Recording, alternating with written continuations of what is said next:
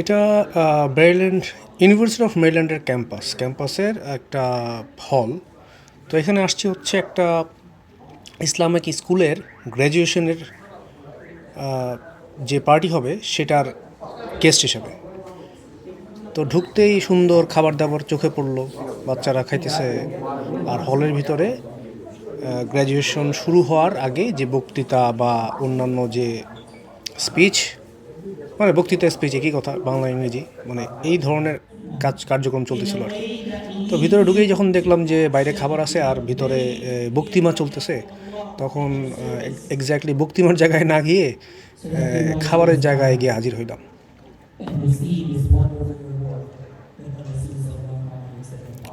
তো বক্তিমা শেষে যখন বক্তিকা বক্তিমা বক- বক্তৃতা এবং বক্তিমা, হ্যাঁ, তো বক্তিমা শেষে যখন গিয়া হাজির হইলাম, সিরিমনি শুরু হইল, তখন মূল বিষয়টা দেখলাম। খুবই সুন্দর। মেয়েরা পিঙ্ক কালারের একটা হিজাবের মতো পরা, হিজাব পরা, আর হচ্ছে ছেলেরা ব্ল্যাক ড্রেস পরা। মানে ড্রেসে সিমিলারিটি আছে, আলাদা আলাদা দুই সাইডে বসা। তো আমাদের কথা মনে পড়ে গেলো, যারা আমরা হচ্ছে ছোটোবেলায় গ্র্যাজুয়েশন করছি আর কি, ক্লাস 5-10 শেষ করছি। তো গ্র্যাজুয়েশন মানে হচ্ছে আমাদের জন্য ভীতিকর ছিল যে রেজাল্ট হবে, হায় হায় কী জানি হয়, কী জানি হয়, তাই না? তো এইখানকার বিষয়টা আলাদা। আমেরিকার বাচ্চারা দেখলাম প্রাইমারি স্কুল পাস করুক আর হাই স্কুল পাস করুক আর যে স্কুলই পাস করুক, তাদের সবার জন্য একটা গ্র্যাজুয়েশন সেরিমনির আয়োজন করা হয়। তারা বন্ধুবান্ধব, আত্মীয় স্বজন, ভাই বোন সবাইকে ইনভাইট করে যায়। এটা এক ধরনের সেলিব্রেশন, এক ধরনের উদযাপন হয়। বেশ জিনিসটা বেশ আনন্দদায়ক আর কি, আনন্দদায়ক। তো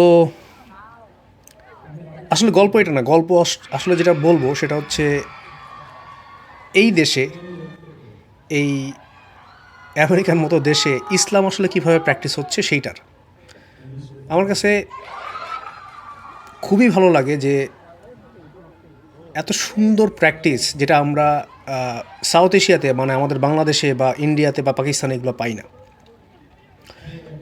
এরা মোর মানে প্রপার ইসলামটাকে প্র্যাকটিস করার সুযোগ, বা এরা প্র্যাকটিসটা করতে পারে। আমার এই সেরিমনিতে আসার পরে বা ইসলাম প্র্যাকটিসটা আমেরিকাতে কীরকম হয় সেটা দেখে বুঝে আমার সবসময় হচ্ছে ফেরাউনের কথা মনে পড়ে যায়। যে ফেরাউন কত নির্মম অত্যাচারী শাসক ছিল, সে নিজেকে ঈশ্বর দাবি করতো, তাই না? তো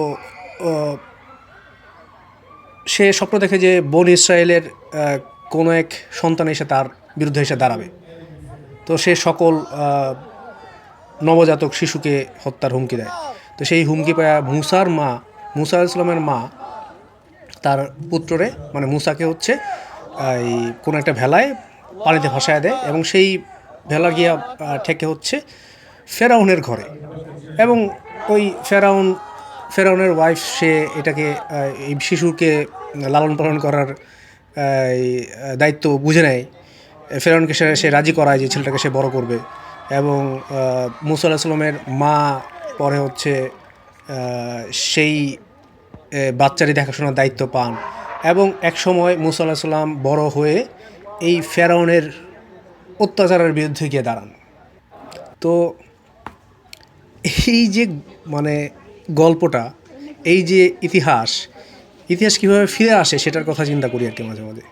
যে ধরেন কি হয়েছে, এই দেশের শাসক যারা যারা দুষ্ট রাজনীতির সাথে জড়িত, তারা কি করতেছে? তারা সারা বিশ্বে মুসলিম হত্যার জন্য উদ্গ্রীব, এবং সারা বিশ্বে মুসলিম নিধনে উদ্গ্রীব। কিন্তু সে জানে না যার বিরুদ্ধে সে আসলে ফাইট করতেছে সে তারই কোলে বড় হচ্ছে।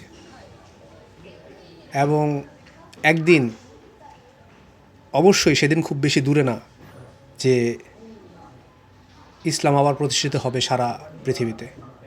তো গ্র্যাজুয়েশনের এক পর্যায়ে যখন সব কিছু শেষ হয়, তখন আমিও বের হয়ে আসি। আসার পরে দেয়ালে টাঙানো তাদের বেশ কিছু ছবি আর বায়োডাটার মতো ছিল।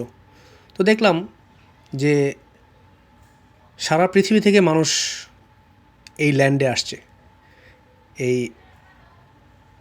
আমেরিকার মাটিতে আসছে তাদের অ্যাজ এ ইমিগ্রেন্ট, এবং এখানে কাজ করছে, বড় হয়েছে এবং সারা পৃথিবীতে নাম করছে।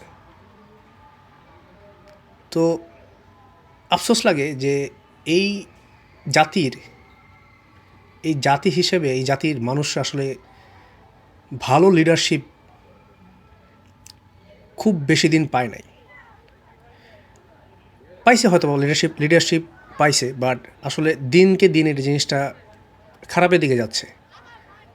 একজন লিডার হইতে হবে যে দেশপ্রেমিক হবে, একই সাথে দেশের মানুষের কথা চিন্তা করবে। অথচ কপালটা দেখেন, আমরা যারা বাংলাদেশি, আমরা বাংলাদেশেও আসলে বদ খত লিডারশিপ নিয়ে আমরা আগায় যাচ্ছি। ইনফ্যাক্ট আমরা পিছায় যাচ্ছি, প্রতিদিনই আমরা পিছাইতেছি। আর এই দেশ এত